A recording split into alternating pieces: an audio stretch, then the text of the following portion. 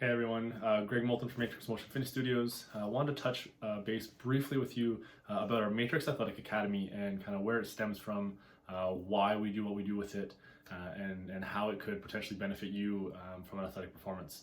So one of the things that we follow is a long-term athletic development model. So this model looks at the fundamental stages that a youth athlete is in, and we want to make sure that we progress them appropriately as they age, as they develop in their skill set, and making sure that we don't overload them too soon and at a too young of an age. There are foundational skills and movement patterns that need to be developed, and this is pretty much across the board from any sport, regardless of whether you're playing hockey, basketball, soccer, gymnastics even, and individual sports, tennis, etc.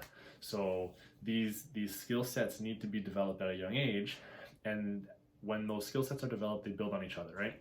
So as you progress through that skill set, that level, and your age, you should be able to work towards a higher level of force, a higher level of training.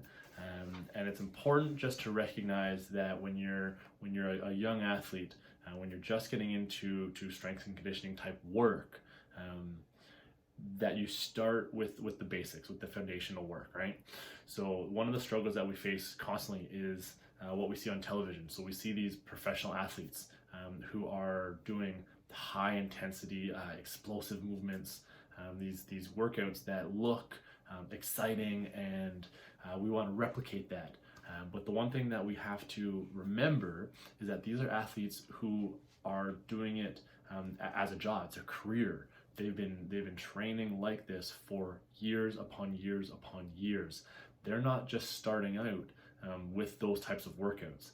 It took them a long time to develop to a point where they could tolerate that and allow those workouts to be beneficial for their performance. So make sure that as a youth athlete, when you're just getting into strength and conditioning, as fancy as those workouts might appear, and that you want to get into that type of work, you got to start yourself off at a baseline kind of foundational level, and that's exactly kind of what we're focusing on. We want to make sure that we start yourself and create that foundation to build on, and as our athletes progress and perform at a higher level, then those workouts will change according to the stage that they're in within that athletic development model. But don't get caught up with the fanciness that you see on television, with what some of these elite athletes are doing.